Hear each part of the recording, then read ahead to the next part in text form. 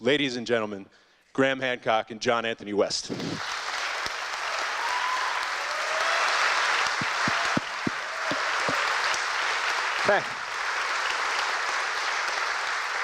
Thank you. Thank you very much. So this is going to take the form of a conversation or perhaps an argument, because John is an argumentative sort of fella, and I guess I am too. But we'll see how it goes. Now, I want to tell you about the first time that I met John Anthony West. At that time, I had begun research on my book, Fingerprints of the Gods.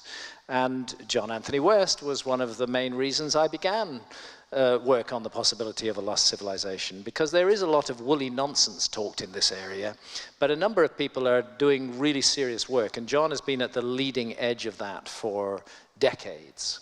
I reached out to him, and the first time I met him was in Egypt in 1992. And at that time, John was leading one of his guided tours of Egypt. Let me say now that if any of you, and you should be, are thinking about making a journey to Egypt, make it with John Anthony West, because it is an utter revelation. An utter revelation. This is a man who has immersed himself in the mystery of ancient Egypt for decades, and he shares that mystery and that enthusiasm and gives you insights into places that otherwise with other people you would just pass by and not realize what they meant. And so I met John actually on a cruise ship on the Nile by pre-arrangement, and then I joined your tour for a day, and it was an incredible experience. It really was. And you know, to get this wisdom shared about Egypt and the love and the passion for Egypt is something that nobody else can replicate. So if you're going to Egypt, go with John. Okay? Okay, how much was that? Actually, yeah, hold they it close. supply us each with these dildos, and I don't know what the hell they're for. But a couple of things. One is I usually start off a lecture, and this venue here with Graham lecturing and then us having a conversation was the brainstorm of one of my friends who'd been on an Egypt trip with me, which is really good because otherwise you have two high-powered, non-stop talkers, one after the other, and it gets to be exhausting. Everyone would be falling asleep by the time they got to me. But this way, now we can go back and forth and tell jokes and have fun and stuff like that.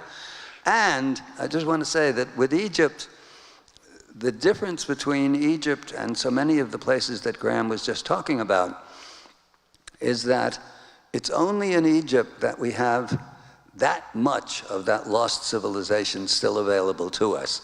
And I usually start a lecture off, I won't now, but I'll just tell you what I usually started off with, which is that Egypt is like sex, and that gets everybody's attention.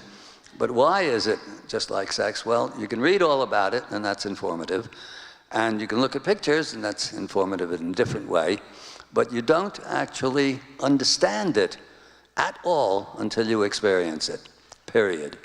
And Egypt is like that, and the ancient civilizations are like that. It's possible to go to great sacred architecture around the globe. In India, the great mosques of Islam, and what else? Tiwanaku, all of these other places Graham has gone to. Göbekli Tepe, you don't really get that sense of a sacred because it's only less than 5% excavated, and now it's all loused up, but they've covered it over, and it's near enough to the Syrian border where they can throw grenades at you. So I'm all for taking chances for archaeology, but not those kinds of chances. Anyhow, Egypt is, the 2 weeks there is an immersion course. It's like a PhD course in what civilization once was. And it's only, I won't say only by doing that because I got led into it before I got into Egypt, but it is, you understand what civilization once was and the dramatic difference between what was civilization and what's now laughably called progress.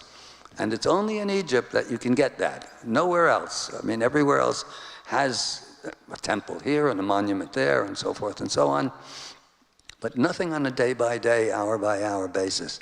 that gives you that. So if you think this is a plug for taking my trip, it is. But that said, unfortunately, I'm pretty much the only wheel in town in this regard. That, as Graham said, there are a lot of unicorns out there that are busy feeling the energy and sniffing the crystals. And I don't have anything against that as such, except you come back not understanding Egypt.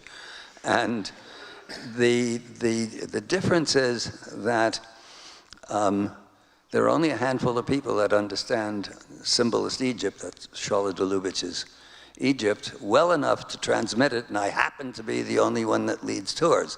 So there's no competition. It's easy. All you need, anyway, all you have to know is that not to listen to the prostitutes of CNN or NBC or Fox or anything John like has that. these wonderful phrases that he coins: the prostitutes, the quackademics. And the quackademics, yeah. Well, I started out not as a scholar. I'm a scholar by default, actually. I started out as a novelist, playwright, mostly satire, and I still do that. It's my favorite hat to wear. But most of the time, for a variety of reasons, I find myself wearing my Egyptological pith helmet. Now, that's enough about me. Well, actually, the first thing I want to ask, I think it's really important that the legacy of John Anthony West is preserved for the future, that history does not gloss you over and forget about your name. So my first question is, actually, what are you doing for yourself? You're doing a lot for all the rest of us, but what are you doing for yourself and to make sure that your legacy is preserved? Well, I don't actually give a damn about that. See, my legacy. that's the character. Only other people give a damn. John just doesn't care. That's their job.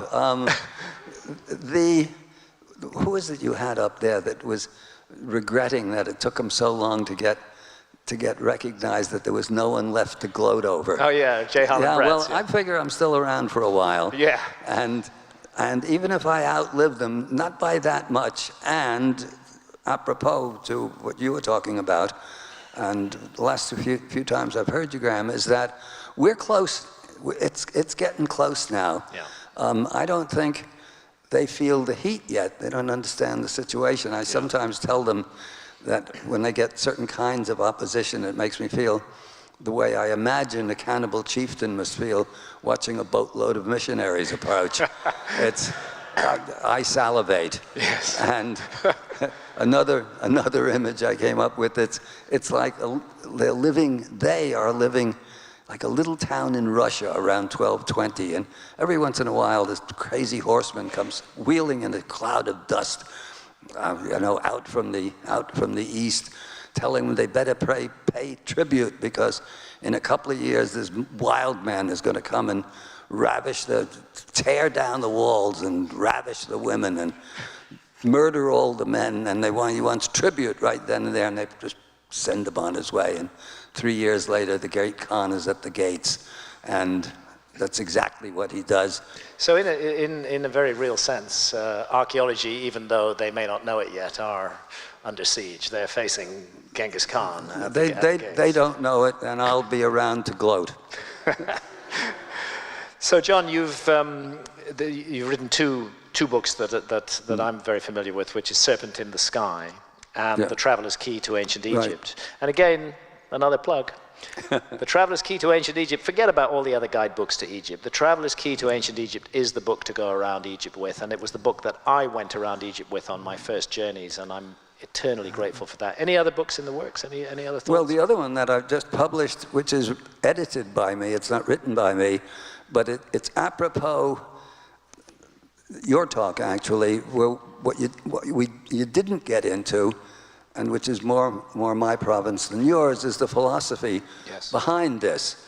Because, yes, ancient civilization, it's very nice and all of that, and it's really good to know that what we call progress is what I call shiny barbarism, but it doesn't, that in and of itself does not tell you what a true civilization is.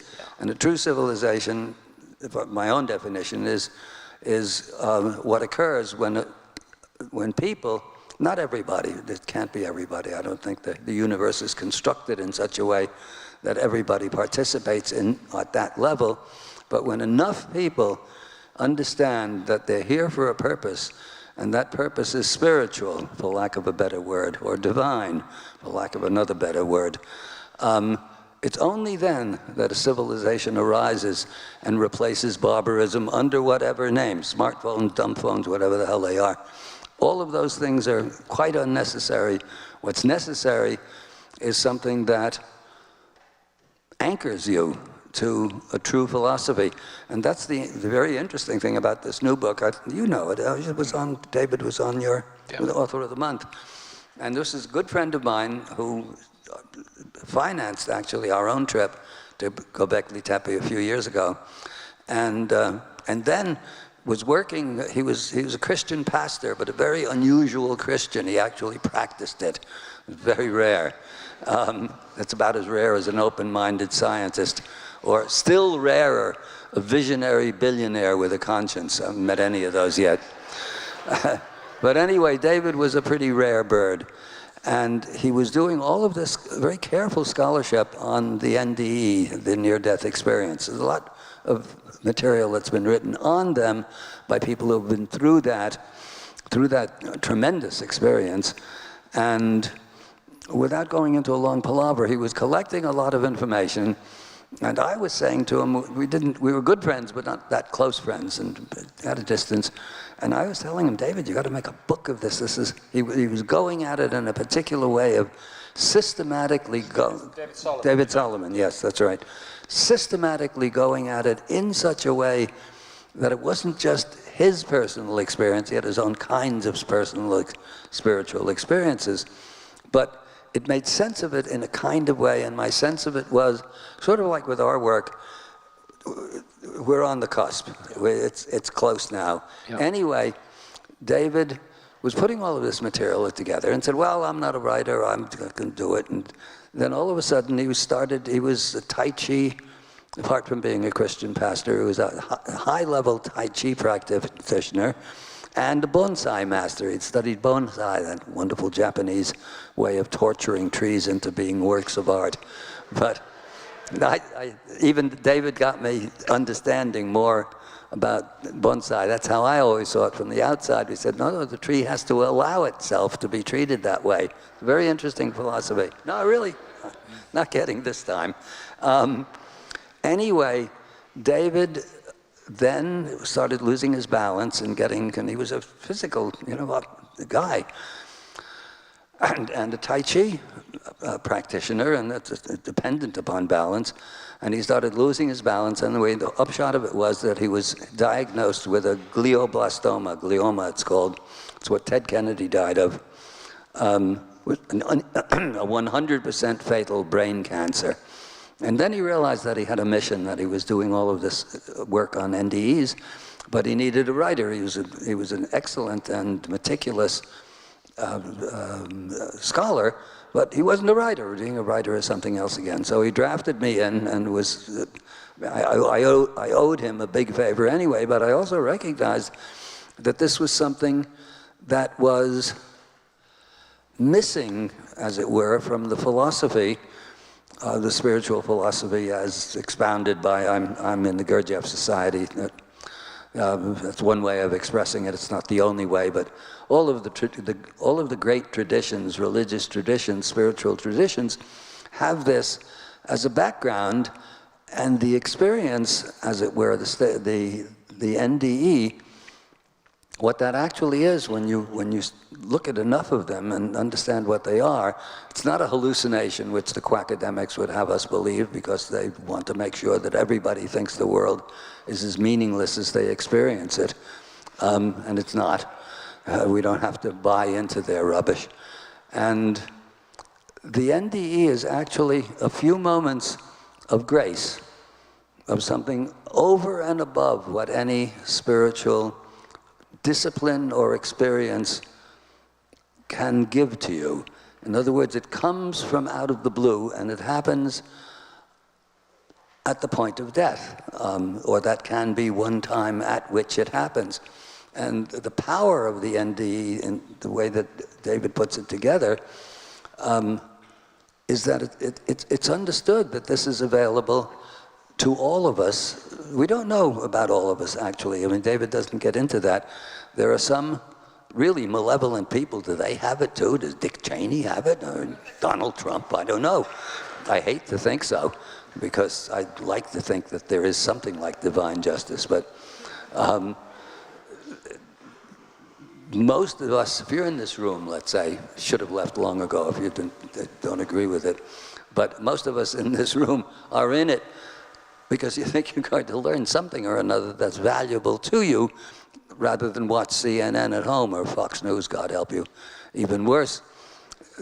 So David had all of this material, and I helped him put it into perspective. But in the doing of it, I realized that this was the sort of thing, not necessarily the thing itself, but it's the sort of thing that could tip the balance, that's readily accessible. Graham is talking about a lot of science in there, and so are we when we're doing our geology. Symbolist Egypt is not for everyone. Gurdjieff is not for everyone. The hard-nosed, hardcore Zen and Hinduism and Islam really is special stuff. But this NDE experience is something that if everybody understood that was in store for them, even if it were at the end. Of course, those who don't come back to tell the tale don't come back, and you don't know what their experiences are. So there's a lot of spaces left there, but it's the sort of thing that everyone, I would say everyone, can resonate to. Everyone can resonate to, and I have had a near-death experience myself, so I totally resonate to it. You have, yeah? Yeah, I was almost killed with an electric shock, and I left my body and Oh, came really? and saw myself from up Really? above. Yeah, Oh, absolutely. I didn't know that. I didn't get the tunnel of light and the relatives saying, you know, it's not your time, but Right. I left my body, Yeah. and at the age of 17, and it made a profound impression upon me, which has lasted to this day. Which has that kind of experience. You're absolutely right. That kind of experience multiplied out. Enough people speak about this. It brings the whole materialist, reductionist paradigm down in ruins. That's right. That consciousness cannot be an epiphenomenon of brain activity. Right. There's something else deeper going on. Right, Yeah. and that's, I mean, a thing that we talk about all the time from various either scientific or philosophical standpoints, but not that experiential one. Yes. And that's why I felt it was worth taking a year and a half out of my life to work on that book with him. And he died just as it got published. He was a Christian. He prayed that he be given enough time to get the book out, and that's just what he got. And the book is called? The book is called The Dead Saint. A Zen, well, he was good at titles. He wasn't a writer, but he was good at titles. Right. A Zen Journey Through the Christian Afterlife. Right. I have copies back there. Great. And if you're wondering why that's back there, when my specialty is Egypt, that's why, because it doesn't seem as though it's connected, but it brings home that experience that is our goal, actually. Wouldn't you say? I mean, I would say it is connected, because I mean, the ancient Egyptians were a people who put their best minds to work for 3,000 years on considering the mystery of death. This is in that way, surely absolutely. central to ancient Egyptian culture. Yeah, absolutely. Talk about the ancient Egyptian judgment scene a little bit, perhaps. Well, yeah, I mean, this becomes the whole of judgment. I mean, in Christianity, it's there too, but in a simplified version, yeah. When you die, you get tried in the great court of Osiris. Your heart, which is the seat of conscience, and now, in fact, it's very interesting when scientists recognize what everybody else knew 4,000, 5,000 years ago. The heart, in fact, is not just a muscle that pumps blood. It has its own thinking center, which those of you who are familiar with Gurdjieff will know from his work and the work of his own students. And so the heart is weighed against the feather of Ma'at. Ma'at represents cosmic equilibrium, justice, etc. And if the heart, then it gets complicated, if the heart has to be lighter than that feather for you to pass on to the next stage, which is probably reincarnation. There are two stages. It gets very complicated in the ancient Egyptian death death ritual or death understanding of death. And the one is that you come to the book of the, it's always called the book of the dead. Its technical, its actual translation is the book of coming forth by day. It's the book of new life, which I take to be a reincarnation. And then there's a second path as described by the genius with the unpronounceable name, R.A. Schwaller-Delubich, as the path of Horus, and Horus becomes the Christ, and the whole thing, Egypt slides into Christianity almost seamlessly, minus the science. The science mostly gets lost along the way, and even there, if you read the right books and you look into it from a particular angle, you see that even the science was never entirely lost. And there's the sense in that judgment scene. It's not as moralistic as it sounds. There's the sense that we've been given a precious gift to live, and to live in a human body. And what have we done with it, actually? What did you do with that? That's one of the things I get from the Egyptian. Well, yeah. Yeah. And actually, the problem nowadays is, or one of the many problems, is that it's next to impossible to, well, the way I put it always is, it's next to impossible to make a living out of your own creativity. And if you manage to do it by hook or by crook somehow or another, you pay a big price. And if you're not doing that, if your daily life is spent at something you hate, and you watch the ads say how to retire at 35, and that's what you want, you're on the wrong path. But given what we have facing us, I don't know if I talked about it the last time we were on there with the 5 cowboys. You know, everyone knows the 4 horsemen of the apocalypse, right? Those who don't know about the 4 horsemen of the apocalypse, raise their hand. Everyone knows, or some people are shy. Anyway, the 4 horsemen are are war, that's it, war, pestilence, famine, and death. And actually, if you stop to think about it, that's kind of peculiar, because the only one that would seem to be under human control in any way, shape, or form is war.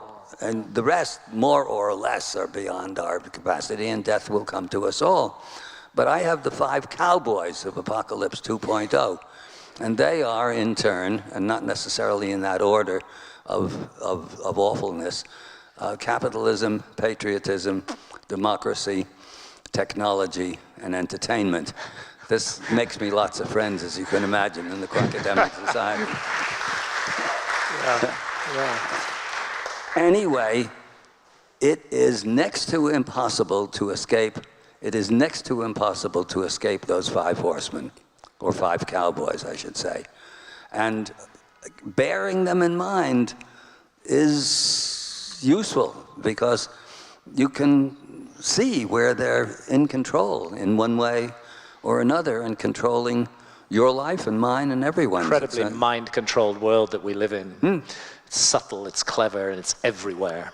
And it's malignant. And it's malignant. Absolutely malignant. Yeah. And it separates us from spirit, and this surely is one of the great lessons that ancient Egypt has to teach us. Yeah. Yeah, and the other civilizations as well. So really, this is an interesting, thank you, Jonathan, an interesting way of doing this, the venue, because you present the ancient civilization, or the bones of it anyway, and the ongoing work, and the very solid ongoing material that we have to work with. And then when we talk about it, we put it in context without me doing the Egypt side of things. This is good. I like this. Well, let's get into this. I mean, I associate you more than any other individual with the quest to rewrite history. That's what you're all about, as far as I'm concerned, and you've been right there in the front lines for a very, very, very long time. But don't remind me. How did it start? Where did it start for you? Started early, actually. I was never one of these genius kids, you know, that you watch these tiresome little creatures on television. Every week there's some 8-year-old kid who's standing on his head playing Beethoven's violin sonata while he's eating an ice cream cone. And you never hear of him again, thank God. And some other tiresome little girl, 8 years old, singing Verdi absolutely perfectly. So I was never one of those. But what I was, in retrospect, I was psychologically precocious, and I knew at the age of 13 or so, which is a long time ago, that I'd been born. How old are you now, John? If you care to share that with us, how old are you now? You know perfectly well how old I am. And I'm not telling. 84. You got a ways to go to catch up to me. 84. Anyway, yeah. I understood that I'd been born into a lunatic asylum, and it was very, very lonely. And by the time I was 19, I knew what I wanted to do. I wanted to be the little boy who says the emperor has no clothes. And I did that to my own satisfaction. I started out writing novels and plays and scripts, and successfully in that they were published or produced, mostly anyway. But they never made me any money, which is probably a good thing in a way, because I'd be sitting at home in a McMansion somewhere or another, not driving all the way into New York in this horrible rain, talking to a few hundred people for a few bucks. But seriously, that stayed with me. And then I learned, to my dismay, that being the little kid, I wrote a story. What was it? I forget where it's published. Was it Nova? That was the magazine put out by Guccione in the 70s. Good magazine. And it was called The Emperor's New Clothes Continued. And it's what happens when the emperor gets back to the palace. And all of this, the wheels of empire are put into motion. And everybody gets together to prove that the emperor's new clothes are real. And everybody in the whole empire conspires or happily engages in the conspiracy, either designing, producing, marketing, and advertising the emperor's new clothes. And the little kid is, by a philosophical ruse, which is absolutely a testament to what modern philosophy has become, is declared a non-person who doesn't exist and therefore cannot be disproved.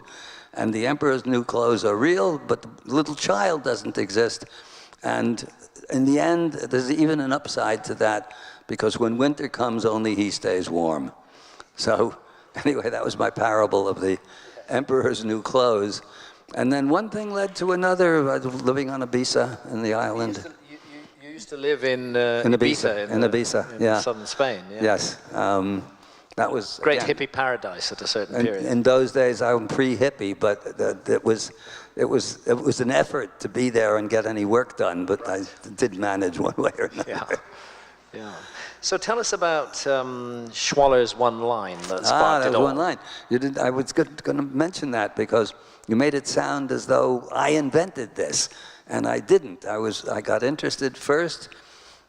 Well, my first nonfiction book was called A Case for Astrology. I was enough interested in it to write a big book on it, putting together all of the direct and indirect evidence that there was something to it. But that led through another series of strange synchronicities or coincidences, except there aren't coincidences, that led me to the Gurdjieff work. And then... Now, G.I. Gurdjieff. G.I. Gurdjieff. Well, there's only one. Put up your hands if you haven't heard of G.I. Gurdjieff. Yeah. A lot. A lot of people haven't. What you do... And I hadn't heard of G.I. Gurdjieff until I met John Anthony West. Well, if you and I didn't read Gurdjieff until very recently, although Really? John continuously urged me to do so. Finally, I'm about 60% into Beelzebub's Tales to his grandson. Did you start off with that? I did, yeah. Not with Uspensky? No. As directed? Yeah. Well, you shouldn't start off by trying to read Gurdjieff. It's like taking your first driving lesson in a Ferrari.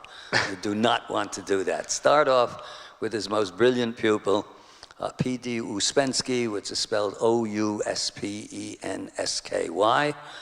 a book called In Search of the Miraculous, which will talk about Gurdjieff's system, which was, what attracted me so much about it, in a way, it's like all of the other genuine spiritual systems.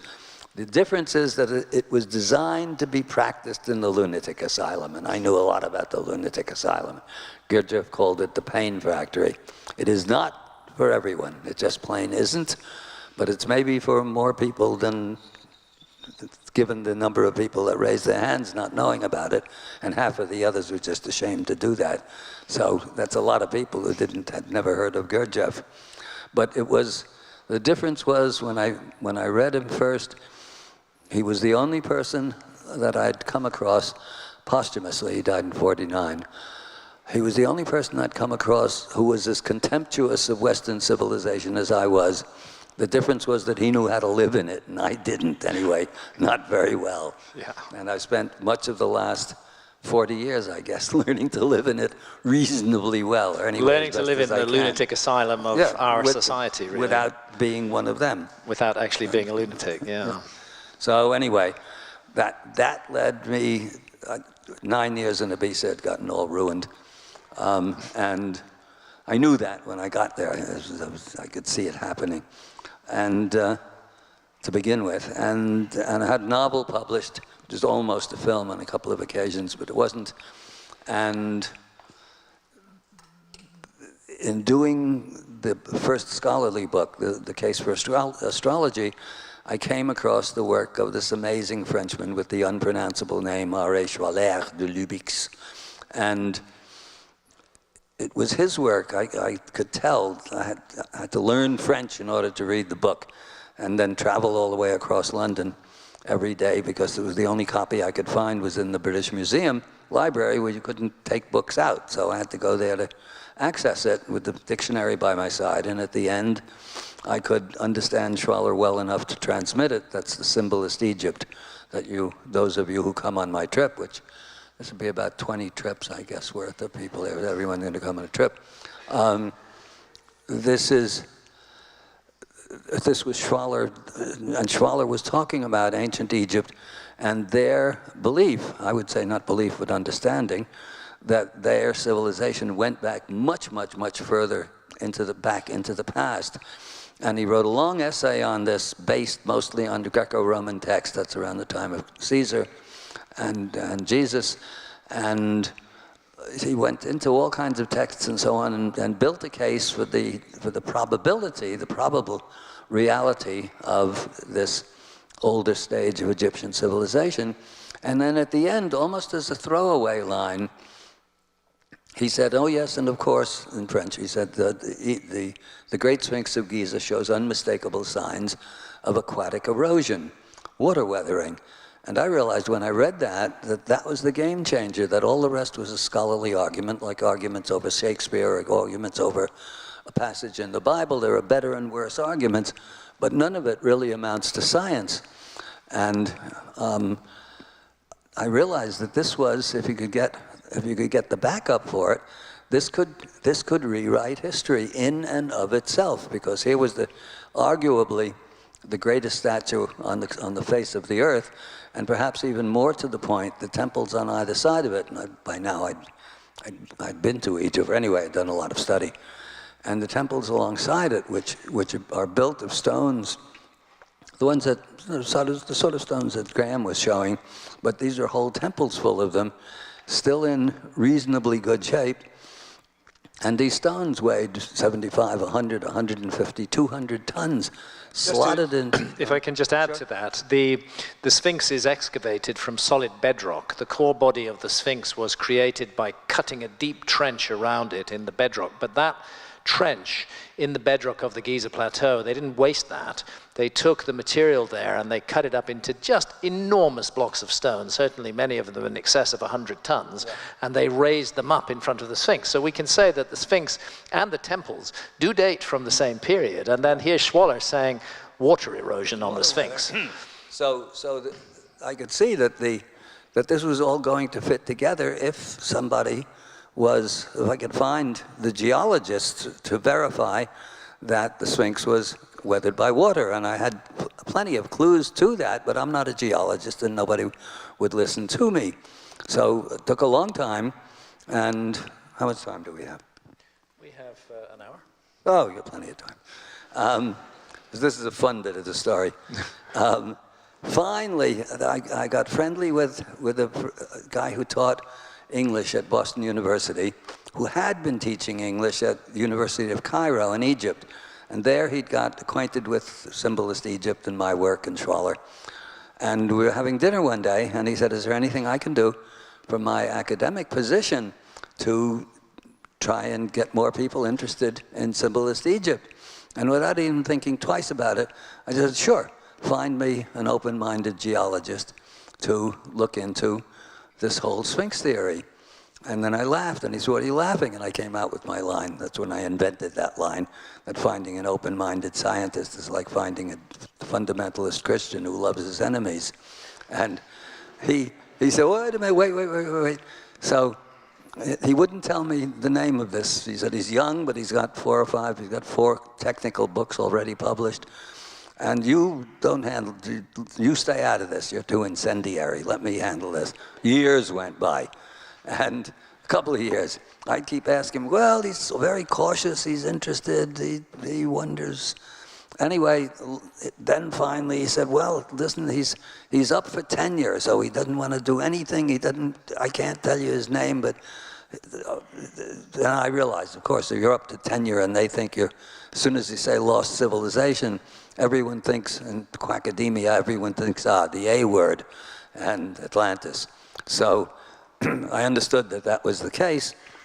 Finally, he was actually up for tenure, and then he said, okay, so he said, let's do a talk at Boston University. So we arranged that for faculty and friends, and I said, okay, I will do that. So we did that, in fact, and that went over quite well. Some of the faculty were shaking their heads, and a lot of the students thought this is pretty cool.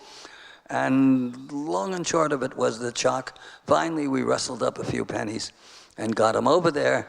And initially he just couldn't believe, because it was so obvious that it was water weathering. Let's just say a bit about Robert Schoch. So Robert Schoch is a professor of geology at Boston University. Geology, geophysicist, PhDs in both from Yale. So it's about he's super qualified and also open-minded. And he was one of those who was open-minded. Well, you had to prod him a bit. And in fact, when he first got into this is another point I wanted to raise with you. When we first got into the Sphinx enclosure, and I'm not sure if we got in there legally or used what works even better in Egypt is a bit of bakshish, and got ourselves in there, and he looked around, everybody else sees the Sphinx, this enormous, unbelievable, brooding statue, looking out at the horizon, and everybody normally sees the Sphinx, not Schoch. Schoch saw the rocks, particularly of the enclosure wall. And he said, wow, he said, these rocks look like they're hundreds of thousands of years old. And then said, don't quote me on that. And which I wouldn't for years. I would keep that quiet, actually. But that was his educated, PhD'd, geological, geophysical reaction to the enclosure wall of the Sphinx, this fantastic eroded surface. And one thing led to another. Finally, we would under false circumstances, as it were. Anyway, we couldn't use that as official to break the news. And so we scratched together a bit more money, and now when I go into this, it'll somewhere in an autobiography. You can imagine how easy that's going to be to write, because I can just ramble on forever and just take out the uhs and the ahs. And we scratched together enough money, and we got permission to go in there and use the seismographs, and we didn't get permission to use Did that permission involve Zahi Hawass? That sure did involve Zahi Hawass, yeah. This is going to be called the Book of Boris, actually, because between the two of these guys, I mean, if I get an opportunity to do this as a film script, it's going to be a great fun because it makes Raiders of the Lost Ark look like the Boris was Boris Said. Who Boris, was there that's with you, right, yeah. the famous Boris Said. But, so Zahi Hawass actually gave Genghis Khan the keys to the Sphinx then? That's right, he actually did. Yes, he did. And now we're okay. Yeah. Zahi and myself, we buried He's the a hatchet curious long character, ago. yeah. Very curious character, as you know. Yes. And anyway, so then we broke this news because now I had Shock behind me, to the GSA, that's Geological Society of America's annual meeting in San Diego. This was '91. It was 25 years ago, and that's you might say it's the Super Bowl of geology. Anybody with anything new or anything good or challenging to say presents it at the GSA. And Shock and I spent a whole afternoon at my place trying to make this sound boring, so we didn't scare them away. But they still understood that there was the possibility of news through this. And sure enough, we were the hit of the show. I mean, with this New York Times and all the scientific magazines. I remember the massive coverage. Yeah, I mean, we hadn't even met then yet, Yeah, but yeah, it was Sphinx huge could be coverage. much older than experts say. That's and right, and that really pissed the Egyptologists off. Oh, they were furious about this. And in fact, this is where we come to in the story, the science editor of the Boston Globe, Shock teaches at Boston University, interviewed us by telephone. He wasn't there personally. First he interviewed Shock, and Shock was his usual polite academic self who explained carefully what it was and why they were that angry. And then he interviewed me, and he said, well, you know, the geologists are all in favor of this. What gets them so furious? Because you can't imagine what the things that they were calling us. And I said, well, look, this is about the weathering patterns in rocks. And when it comes to the weathering patterns in rocks, the opinions of Egyptologists and archaeologists is no more valid than the opinions of proctologists. And he published this, and the Boston Globe. And this did not have the conciliatory effect upon the archaeology department of Boston University. And there was a furious character assassination of Shock. It was really awful by this woman who doesn't know that we're coming at her pretty quickly.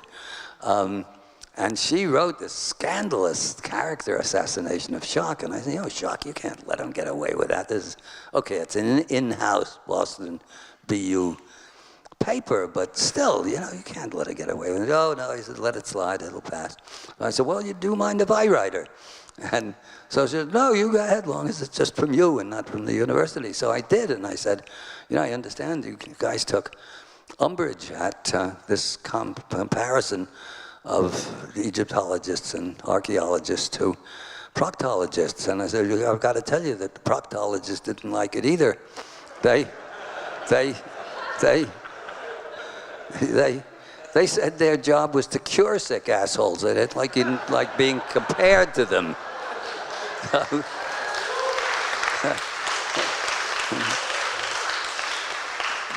That's the end of that chapter, but it's not the beginning of the next chapter, which comes along sometime soon, I think. Well, I mean, if you're there, it's 1991, you're proposing that probably the single most famous object of the ancient world, the Sphinx, which we have been taught in schools and universities and the media that the Sphinx is supposed to be 4,500 years old, linked to a known civilization and culture, and suddenly you're saying, no, it's thousands of years older than that. Actually, that throws everything up into the air. It's not just a matter of the Sphinx. No. Everything we think about That's the right. origins of human civilization is questioned by that, and a lot of people have vested interests in preserving the status quo of the past. Their break. It's actually, the vested interests are, one, on the practical side, on the professional side, but more on the personal side. It means that they put all of their time into these PhDs, decades probably. I mean, let's face it, as an academic, there's not much money in it, and there's very rarely is there any kind of fame in it. So the ego of an academic, by and large, is concerned with, is involved with his or her, in certain cases, his or her ego. And along comes a guy from out of left field, and one gangly, tall geologist with all the credentials from Yale, but this is Egyptology, not archaeology, not geology, so what do they care?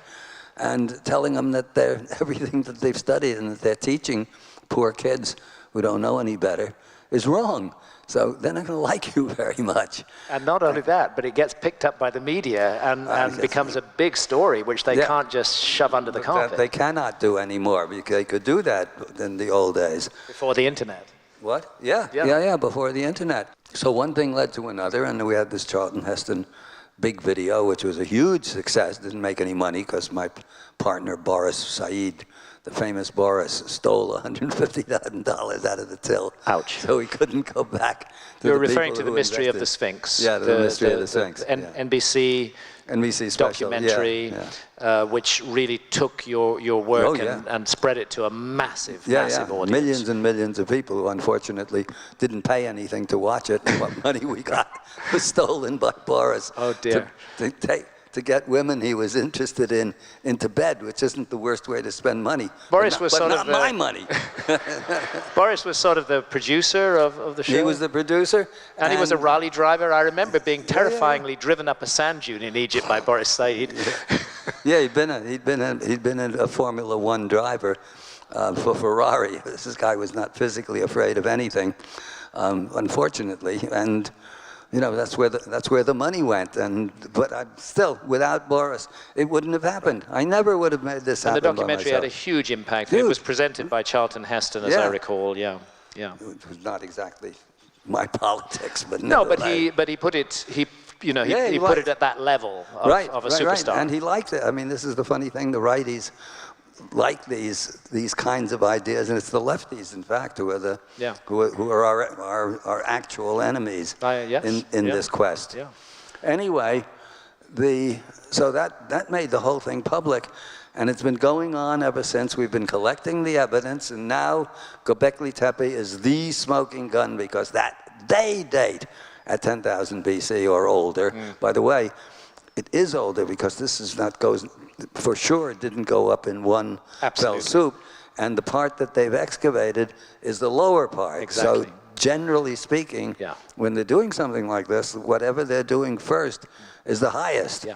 And we know that 50 times as much is still lying under the ground. It's still there. I didn't think it was that kind of... What secrets does it have to reveal? Yes, and what are the other hills that are around there like? Because they all look like hills. That's another interesting study coming up there. So you went to Göbekli Tepe when? Yeah. You went with Shock.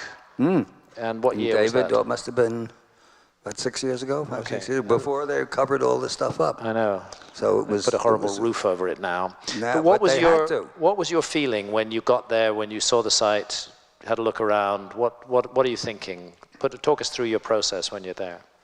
Well, that this was correct. I mean, there was no way in which it could be other than it was. The fill was the fill. It had been filled. You could see that. They dated the fill. They didn't make a mistake dating the fill to 8,000 BC. And Schmidt himself, who you met, who was, as archaeologists go, a pretty open-minded guy. Pretty open-minded, I should say, in certain regards. He was not into the astronomy or the cosmology of it, which has been handled, I think, very adequately by Laird Scranton, but he would stand by the dating, and Schock, who was the most careful guy in the world, couldn't fault the way the various methods they used for the dating. So there it is. And actually, Graham, this was a point in your talk that I wanted to bring up. They're all about their hunter-gatherers and stuff.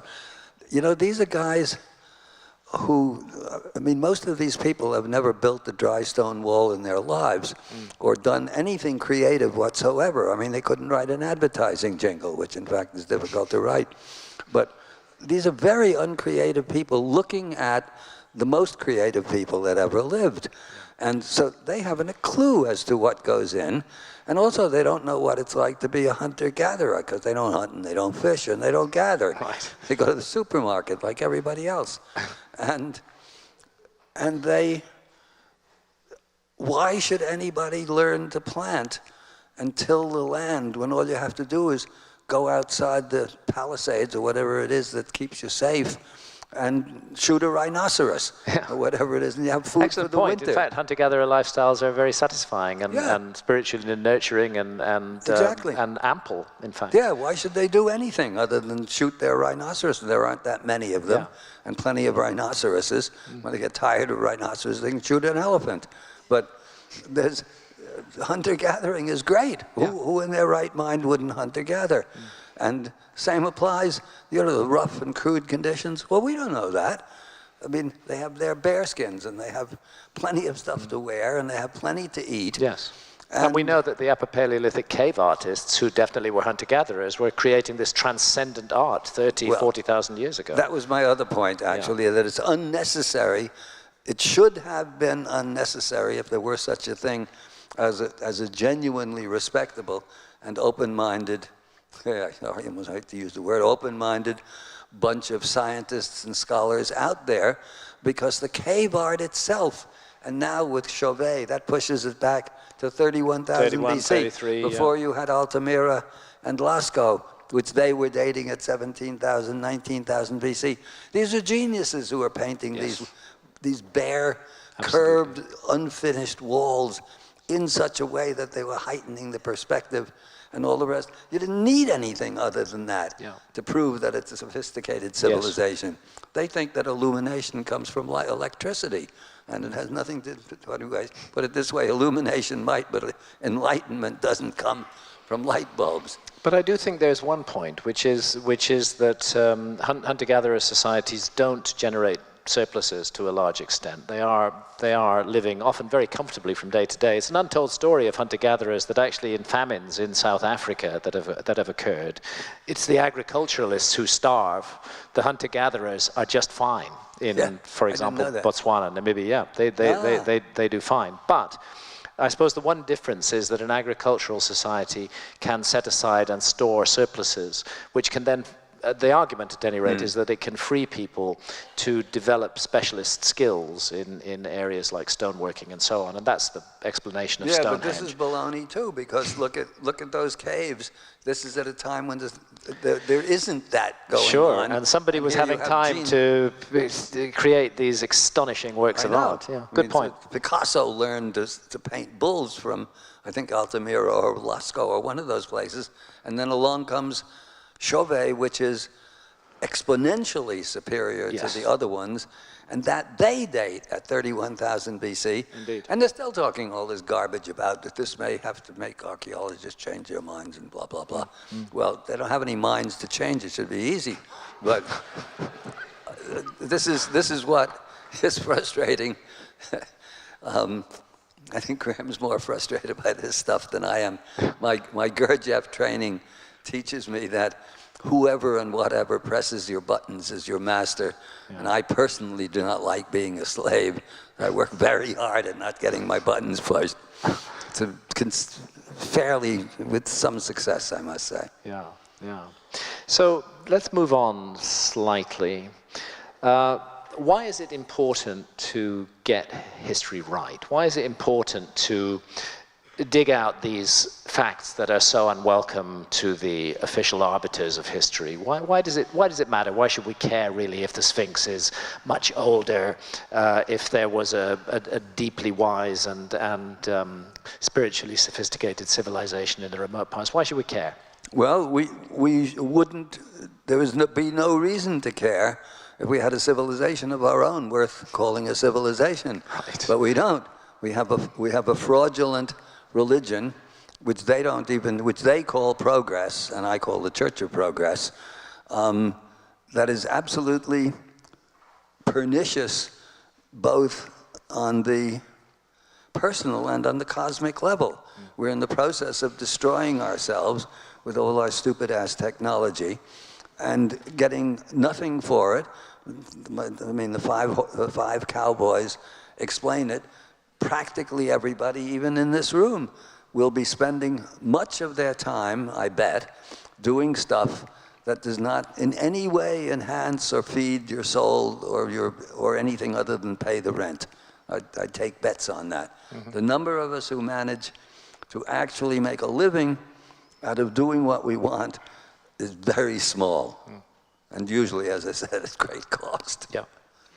So that's why. Otherwise, if we had a civilization of our own, no, why bother? Then it's just an academic question. But if you could pick the lessons, what can we learn from ancient Egypt? And I agree with you that ancient Egypt is it's one of your famous lines that ancient Egypt is not a development; it's a legacy. Yes. So they are bringing down knowledge from a remoter past. But what would be the key elements of that knowledge which we could apply to our society today and somehow make things better, if that were possible? Well, I guess this is where the Dead Saints Chronicles comes in, that probably in very ancient times, the hunter-gatherers, so what? They had stone axes and they chipped away at things. I mean, you see some of the things that they've done that they date very old. I don't know, you probably saw it, that Turkish bracelet that dated to 8000 BC, made of obsidian, that employs a very complicated geometry involved. Whoa, this is 8000 BC. And what we're talking about then with these ancient societies is that they're probably, when they talk about the Garden of Eden, it's probably not a physical place. It probably is a condition or a spiritual state, I think. And these people are living in something approaching a state of grace or something like that. Right. And we have no access to that. I mean, we can't even imagine what it is unless we live with the Aborigines or the So when you cast your mind back, I remember we've had conversations about the Sphinx many times, and I know that you are open to the possibility that the Sphinx is even much older. Much older, yeah, I'm convinced of it. I think you're persuaded by the astronomical argument, but you make the point that the age of Leo recurs every 26,000 years. Yeah. And the Egyptian texts themselves, the Palermo stone and the Turin papyrus, that talk about these earlier periods and give the regnal years of these supposedly mythical kings. And when you put them all together, which is what Schroller did, you get 36,000 years, so we're closing in on an earlier age of Leo. Right. Shock's initial reaction of, wow, these rocks look like they're hundreds of thousands of years old. That's not from a guy who exaggerates much. I mean, that's from a cautious guy just taking a look at this. Yeah. So this is one of the things really that we want to do, is to get together a panel of geologists to go over and study that, which we've never had. We've never had the opportunity or the money to get the permissions. Now we think we can get them, because now Schock finally, 20 years later, has his own university agreeing that maybe he's worth supporting.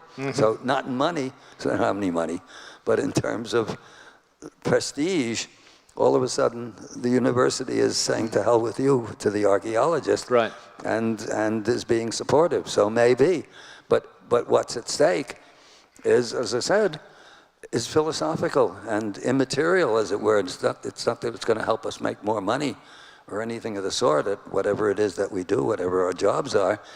It's that it changes the whole way you approach your day on an individual and on a collective basis. Sure. That there's something worth actually worth striving for, that just isn't the mortgage or the the payments on the car, but that is, for lack of a better word, soul fulfilling and soul expanding. Yes, yes. Something of the sort. When you consider this, at the heart of this is a notion of a lost civilization. But listening to you now, you're making very valid points about hunter-gatherer societies, that they rightly and properly also deserve to be called a civilization. But when you look back on the notion of a lost civilization, are you envisaging something technologically advanced in the way that we regard ourselves as? Certainly, are you envisaging a complex, structured, urban-based, the whole suite of things that are associated with the word civilization today? Or are you thinking along hunter-gatherer lines? Clarify your thinking on that. Both, actually. Both. And one doesn't, as you pointed out, when you had the rainforest Yeah. Indians, and who's to say that we're more civilized than they were? It's what goes on inside them, Yeah. really. Exactly. So, and you could also, we're so used to seeing it manifest in terms of buildings or what we call sophistication, but it doesn't have to be that way. Whole civilizations could last for thousands of years, expressing their deepest feelings and their deepest knowledge in dance, and they wouldn't leave any trace of it whatsoever. But yet, members of those civilizations would have been deeply fulfilled and had meaningful and purposeful lives. Yeah. But then, if we consider the Sphinx, and we consider those 100-ton blocks that are shifted in front of the Sphinx and turned into two extraordinary temples, that surely involves something other than just manpower, or what? What does it involve? What does it come to? I don't know. It certainly involves manpower in some way, shape, or form, since men did it, and not machines and not aliens. At least I don't think aliens. Poor aliens, they get a bad rap all the time. About aliens. Yeah, let's go light on the aliens. Yeah, I mean, I know some people who I think are aliens. They're nice, and I like them. I just don't think they built the pyramids or the Sphinx. I don't know. Whatever impels them to do that at that stage, we're now talking, right? We're talking at least 10,000 years ago, maybe more, prior probably to the Younger Dryas. We're talking about what's going on in Ice Age times. And they're wheeling and dealing around these huge blocks. I mean, maybe it's just they're having fun. Seriously. But doesn't it imply some kind of, to use the word, technology or something?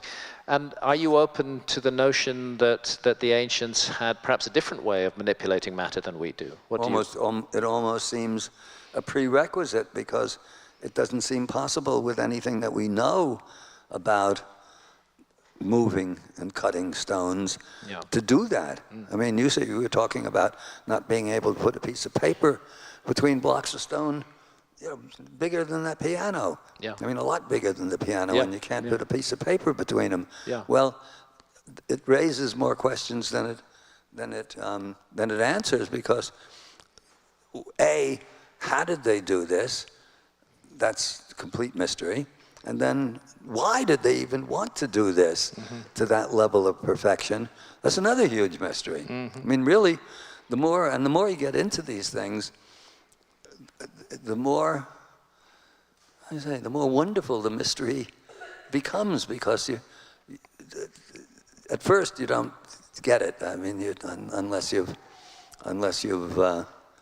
even if you've studied a lot and read a lot of the books, you can't get it till you see it in front of your nose.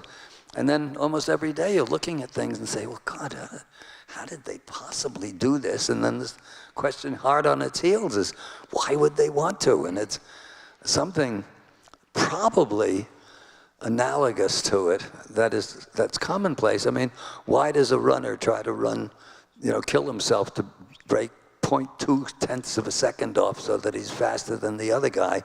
Something of that sort, except probably not an ego involved. I don't think at a certain level an ego's involved in that either, or the mountain climbers, or the people who are doing all of these. People who want to challenge themselves want to challenge themselves in some way or another. And we do it to this day, but we don't do it in concert. No. To produce works of art. Yeah. I sometimes wonder if the thing that we call progress, technology, civilization, is really a regression.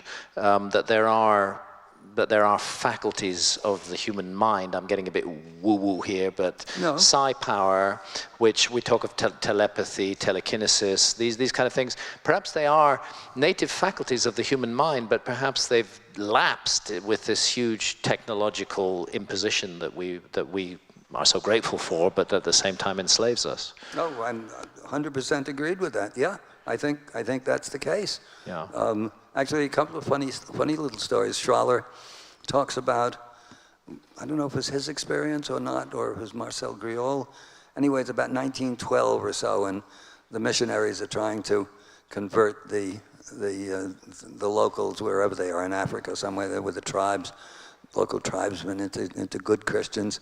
And he tells the chieftain, tomorrow, look above. He knows that there's a plane scheduled, a mail plane to go overhead, and you'll see flying men. And the chieftain is very interested in that. And so he's there at the appointed time, and he looks at the plane going overhead, and he says, "Bah, machinery." Right. I like that. Yeah. Yeah, so what? It's a machinery. Yeah. I feel, roughly the same way about space. I mean, there travel are and some all that. accounts, I forget exactly where I saw them now, of these huge blocks being sung into place. There's a Tibetan, that Swedish guy, Yeah. writing in a German newspaper about them lifting Lifted, the actually an blocks up with eyewitness sand. account from the Yeah, eyewitness, 1920s yeah, right, yeah. of raising a substantial boulder up into Right. the sky. And maybe something like that would explain what we see around the Sphinx. Maybe, but again, you're left with the question of why. Why? Why would they want to do it that Yeah. way? Because of the beauty of the thing, the majesty of the thing. Well, or the power that it Yeah. has still. I mean, this is the thing. You go to these, there's not much that's intact nowadays of ancient sacred art. But when it's more or less intact, as it is in Egypt, and it is in certain the mosques and the temples of India, and you've seen enough of it, and your things, that these things connect you to something higher within you. And maybe they built these, maybe it was in a way, I'm just ballparking it, but maybe it was their way of counteracting a descending force. In other words, a kind of a Setian force that was making them more material, and this was a way of spiritualizing that very proclivity, that pull toward the material. Maybe. You've spoken of symbolist Egypt as given the flood of technology and the very real possibility of modern civilizations literally imploding and self-destructing, you've spoken of symbolist Egypt as a kind of ark that can carry us forward through that flood. Take that a little further. Let's hear more about that. I think one of the lines that symbolist Egypt is the blueprint for an ark. We're not going to mummify pharaohs again, or have pharaohs, probably not, or any of those other things that they did have. But the principles that are embodied in their so-called gods, who are not gods, they're principles, and the interaction between them is their mythology, which is full of astronomy and astrology and all sorts of things like that. And so it stands, I would say, as a model. In other words, if they could do it, we could do it. Mm-hmm. But we'd go at it in a different way, and we'd do different things. But let's say the motivation would be the same, which is to access those higher powers that we do, in fact, have within us. And to reconnect to spirit. Yes. Yeah. I would think so, just as your ayahuasca and mine, ayahuasca experiences. Yeah, I do talked that. John into going and doing some ayahuasca sessions in Brazil. He didn't have to do much talking, actually. No, I didn't. Off he went like a rocket. Yes. And so this whole thing, the symbolist Egypt adds that philosophical side to it, which otherwise just looks like is mostly science, and it's good science, to overthrow our picture of the past. But the reason to overthrow it is that the present is such a hell house. Yeah. It's such a, it's such a brothel. It's a hell house desperately trying to disguise itself as a paradise. That's right. Yeah, failing. That's actually pretty good. That's about what it is. Yeah. So that actually adds. I mean, there's a reason for doing all of this, and it's not just to make fools of all the academics, which is fun in its own right, but it doesn't lead anywhere all by itself. But it's important to. It's very important, as far as I'm concerned, to disempower them. Yeah. Because Very they have a important. stranglehold Yeah. on how people should think. I think Yeah. this is the main problem. And it's something that we don't always realize clearly, because it seems a universal good to have an education system and we're taught things, but actually from birth, really, or certainly from the age of 1 or 2, actually from birth, we're being channeled into particular lines of thought, Yeah. which automatically constricts and limits our potential to think otherwise. Yes, and the purpose of school, once you know, they drop the axe on you and they make you go there, is designed to stifle your creativity. The first things they cut when they're looking for budgets and stuff like that is to cut the creativity out, cut out the arts and concentrate on this stupid economics and finance and phony science and all the rest. Victor Hugo talked about the strongest thing in the world. What is that? Yes, well, he said there's one thing stronger than all the armies in the world, and that is an idea whose time has come. Sounds great, and it is great, good line. But what Victor Hugo didn't think of, and probably didn't occur to him, is one, the idea whose time has come is not necessarily a good idea. Fascism is an idea whose time came, and it's still lurking around the corner. Even worse, the second strongest thing in the world is an idea whose time has not yet gone. And that's what we're dealing with on a daily basis, on a minute by basis, because all of the armies in the world, literally or de facto, are enthralled to or are employed to or are pledged to defending the idea whose time has not yet gone. That's our problem. Yeah. And if we don't realize that, we've got a problem. There's a lot, there's a lot of the new agey stuff out there. You rub two crystals together and we're all going to be one again. Easy, well, we're not all going to be one again. Not without a lot of work from a lot of people. So there's this, it's kind of a battle of ideas in a way between the idea whose time has come or should have come and the idea whose time is not yet over. And I think you and I have found ourselves frequently in the firing line of that. Yeah, well, we put ourselves there. I don't mind. Yeah, we volunteered for it. We volunteered. Yes. Yeah. And if we live long enough, our time will come. Yeah. So do you sense this, that there is a real shift underway, that things are altering? I do. It's a bit difficult. You have to be careful about this, because here we have everybody here and they're all enjoying themselves. At least most of them are, or they're too polite to leave anyway. But they seem to be enjoying themselves. But there are a lot more people, wherever the hell they're playing something or another tonight, who couldn't care less about what we're talking about. Yeah. So we are, numerically, there's quite a number of us. Statistically, we almost don't exist. Yes. But it doesn't take a majority to turn things around. And as Mark Twain said, whenever I find myself siding with the majority, I know it's time to reconsider my position. This is one of my favorite quotes. Great piece of advice, actually. Yeah. So, but yeah, it seems to be turning, or could turn. It needs its, you might say, it's sort of what was Uncle Tom's. It needs its Uncle Tom's Cabin moment, where a single book, at least this is the legend, really brought on the whole Emancipation Proclamation and the Civil War, which is a horrible war, but which nevertheless did turn things around to a certain extent, anyway, at least here in Pakistan. And Pakistan, that's another John West. No, that's not yours. Not my original one. Okay. When Bush stole the second election, somebody published a map, and I tried to find out who it was, and I couldn't track it to its source. And the map, what I did is I adjusted the nomenclature. The map had the red states in America. It was a map of North America. The red states were all in red, and that was marked Pakistan.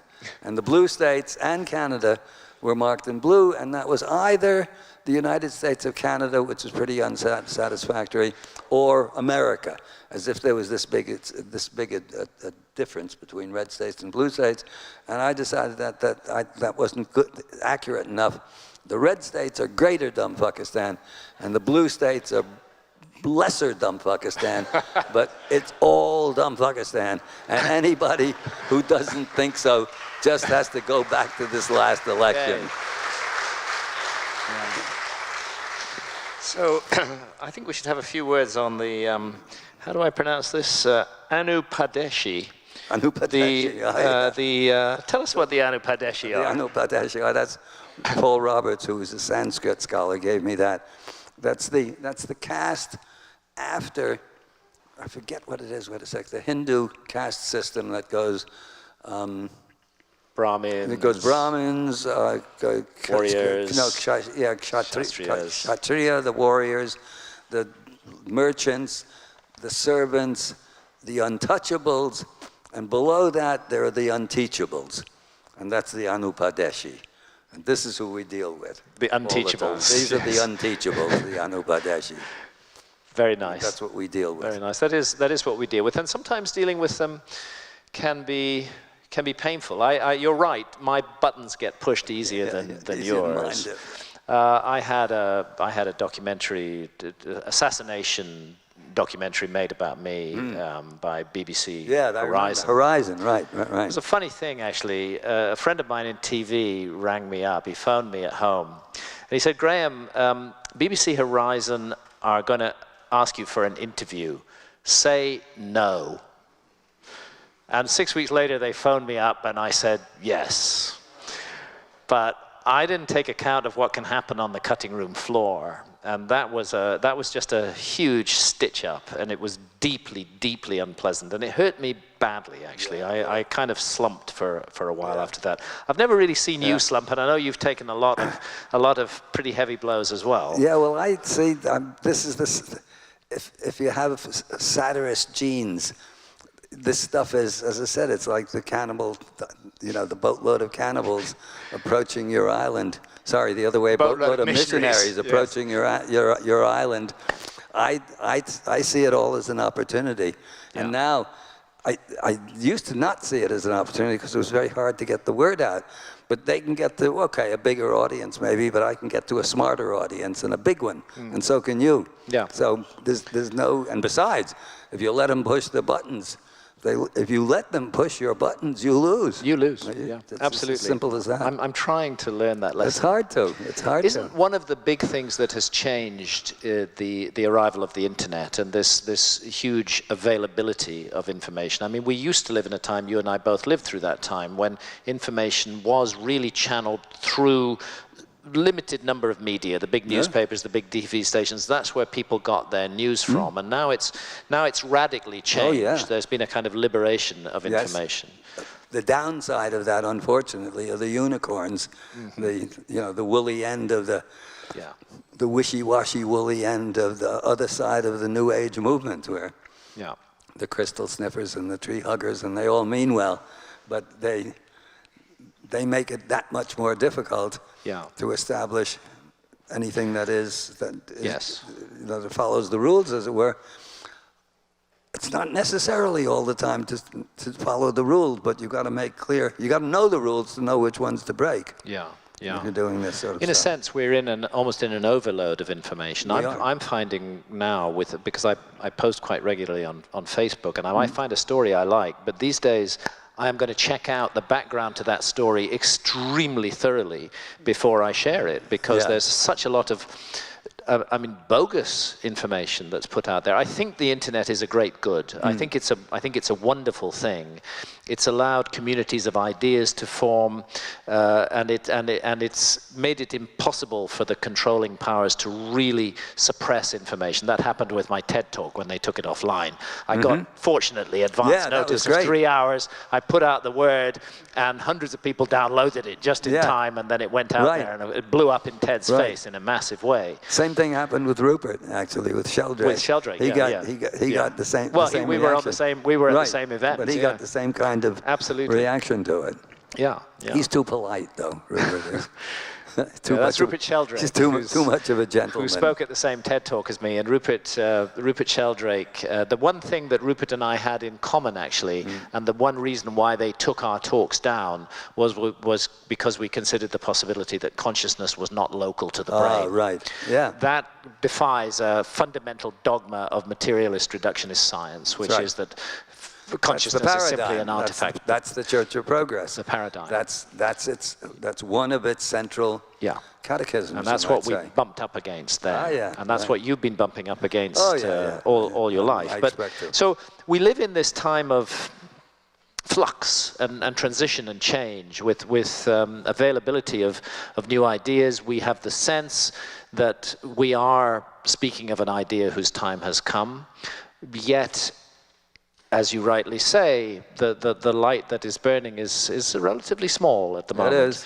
What's it going to take to trigger this to the next level? What happens? That's the big question. That's what I was talking about. It needs.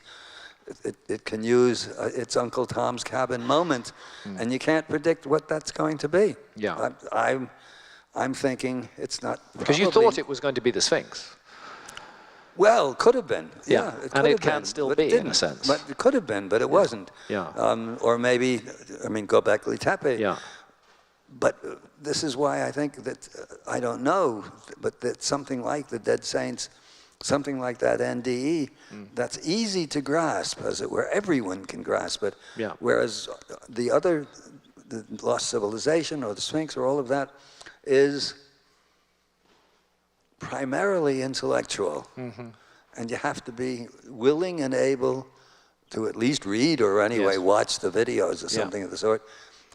What it will do, what will bring it about, I don't know. I mean, the one possibility is that they fuck it up to such an extent, which they're in the process of doing, that at least a lot of people all of a sudden wake up and say, we didn't bargain for this. Yeah. You led us down the path. Yeah. Yeah. But I don't know. Well, there's clearly already, massive dissatisfaction with the status quo, with the way that things are. It's not directed toward anything. It doesn't have a positive side to it. It's just fury. It's just anger for good reason, but that doesn't do any good. Yeah. I don't know. Everybody here, go home and tell everybody you know all about the lecture that you saw, and that we have to do something, and maybe you'll find somebody to talk to, or anyway, find out who your friends are. I don't know. So where does it lead for you from here? What's next for John Anthony West? Well, what's next for Graham Hancock? More. What else is there? All you can do is what you do. Yeah, yeah. Right? Just keep on doing it and hope it gels in some way. Hope that the mortgage gets paid. And keep doing it. Yeah. But the bottom line, I think you and I are completely on the same page on this, is that a fundamental ailment of the so-called civilization that surrounds us today is the complete disconnect from spirit. Absolutely. That is the heart of the matter. Yep. And we're sitting, of course, in a church, but the mainstream monotheistic faiths aren't really, are they providing us with that reconnect No, to spirit? actually they're part of the problem. Yeah. Because they are exactly contrary to what their own teaching is, particularly in the West. Yes. Look at these crazies who are running around talking about Jesus and stuff. Who would Jesus bomb next? I saw somebody had a T-shirt. I saw a T-shirt, somebody had that. Yeah, so they're part of the problem, and they're currying favor, often with exactly the wrong elements of science. I mean, the Pope was okay with Darwinian evolution or something quasi or Darwinian evolution. He was all for that. Or was it? Wait, one other thing. He was against something or another, but nevertheless, the virgin birth was fact. Right. Well, no, Pope, whatever his name is. Right. No, you can't say that. It's fact just because you happen to believe it. And that, of course, gains points when it comes to jerks like Dawkins and Dennett and, as I call them, the co-commandants of the latter-day Darwin Jugend. That's Daniel Dennett and Richard Dawkins. Yeah. Richard Dawkins, the author of The God Delusion and The Selfish Gene. That stuff. And all of that They crap. feed into those guys with that kind of commentary. Yeah. They have to be attacked Yes. right straightforwardly. Yeah. Jacques and I have an idea for a couple of books that we want to do, actually, but with me around, it's difficult. Organization is not one of my strengths. Yes. Anyway. A beautiful adventurous spirit who has explored the world Thank you, Graham. and raised fundamental questions that I think have touched everybody in ways some people don't even realize. Haven't touched Donald Trump. Haven't touched Donald Trump. Well, you never know. You never know. On this question of disconnect from spirit, we're approaching the time when we need to stop. But we agreed. Good. We agreed that I would read a passage from the Asclepius. Yes, John suggested this, and it's from the Hermetic texts, and it's a text. These purport to be dialogues between the god Thoth, the god of wisdom, who the ancient Egyptians called Hermes, and his pupils. This is a particular dialogue. Sorry, the Greeks called him Hermes. Thank you for being polite.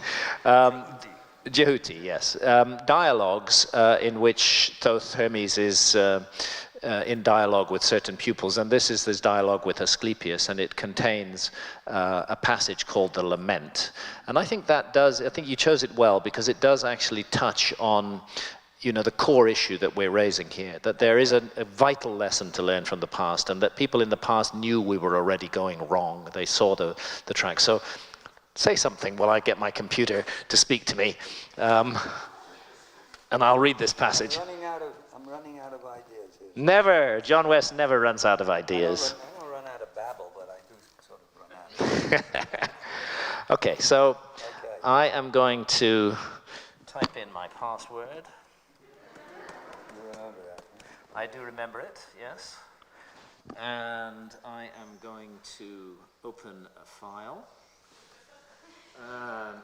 Because I'm 66, I'm going to put on my reading glasses.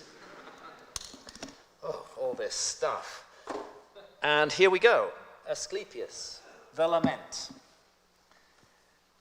Do you know Asclepius? Thank you. Sartre prompted me to use the microphone. Yes. Do you know, Asclepius, that Egypt is an image of heaven? Or to speak more exactly, in Egypt, all the operations of the powers which rule and work in heaven are present in the earth below. In fact, it should be said that the whole cosmos dwells in this our land as in a sanctuary. And yet, since it is fitting that wise men should have knowledge of all events before they come to pass, you must not be left in ignorance of what I will now tell you. There will come a time when it will have been in vain that Egyptians have honored the Godhead with heartfelt piety and service, and all our holy worship will be fruitless and ineffectual. The gods will return from earth to heaven.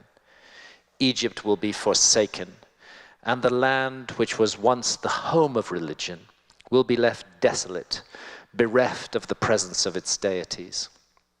O Egypt, Egypt, of thy religion nothing will remain but an empty tale, which thine own children in time to come will not believe. Nothing will be left but graven words, and only the stones will tell of thy piety. And in that day, men will be weary of life, and they will cease to think the universe worthy of reverent wonder and worship. They will no longer love this world around us, this incomparable work of God, this glorious structure which he has built, this sum of good made up of many diverse forms, this instrument whereby the will of God operates in that which he has made, ungrudgingly favoring man's welfare. This combination and accumulation of all the manifold things that call forth the veneration, praise, and love of the beholder. Darkness will be preferred to light, and death will be thought more profitable than life. No one will raise his eyes to heaven. The pious will be deemed insane, the impious wise, The madman will be thought a brave man, and the wicked will be esteemed as good. As for the soul, and the belief that it is immortal by nature, or may hope to attain to immortality, as I have taught you, all this they will mock, and even persuade themselves that it is false. No word of reverence or piety, no utterance worthy of heaven, will be heard or believed, and so the gods will depart from mankind, a grievous thing, and only evil angels will remain, who will mingle with men and drive the poor wretches into all manner of reckless crime, into wars and robberies and frauds and all things hostile to the nature of the soul. Then the earth will tremble, and the sea bear no ships. Heaven will not support the stars in their orbits. All voices of the gods will be forced into silence. The fruits of the earth will rot. The soil will turn barren, and the very air will sicken with sullen stagnation. All things will be disordered and awry. All good will disappear. But when all this has befallen Asclepius, then God, the creator of all things, will look on that which has come to pass, and will stop the disorder by the counterforce of his will, which is the good. He will call back to the right path those who have gone astray. He will cleanse the world of evil, washing it away with floods, burning it out with the fiercest fire, and expelling it with war and pestilence. And thus he will bring back his world to its former aspect, so that the cosmos will once more be deemed worthy of worship and wondering reverence. And God, the maker and maintainer of the mighty fabric, will be adored by the men of that day with continuous songs of praise and blessing. Such is the new birth of the cosmos. It is a making again of all things good, a holy and awe-inspiring restoration of all nature, and it is wrought inside the process of time by the eternal will of the Creator. And that's the lament.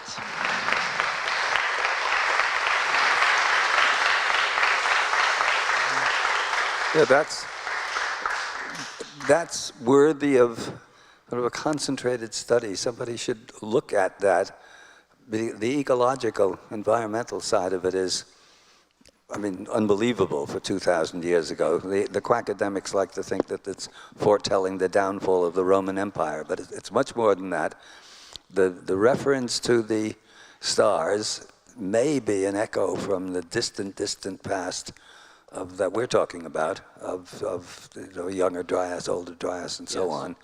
It's really, and it's a breathtaking piece of prose, I must say. Breathtaking piece of prose, really astonishing. Whoever penned that in the first place, I think it's translated from the Greek. Yeah. And that's the only translation that's any good. I don't know if you read any of the others, but they all sound like, treatises in economics or something. But anyway, that's basically it. That Asclepius prophecy is pretty much what we're going through. We're in the middle of, and my sense of it is that God's going to need some help. Yeah. He's not going to do this on his own or her own, whatever the case may be. Yeah. It's up to us at the end of the day. We don't have to put up with the bullshit any longer. No? We can take the choice to change things. It's not easy. It's a difficult road, but it's the road to follow. We can do it. Yeah. So, ladies and gentlemen, I think we've come to the end of the formal part of the evening. John and I will be sitting down here, and anybody wants books signed or anything else, I do pose for selfies, if anybody wants that. Oh, yeah, right. No objection at all. Let's charge for selfies, Graham. This is a source of income that we have not yet tapped. We're here for you. We're here for you. So anything that you want, really. Thank you. Thank you. Thank you.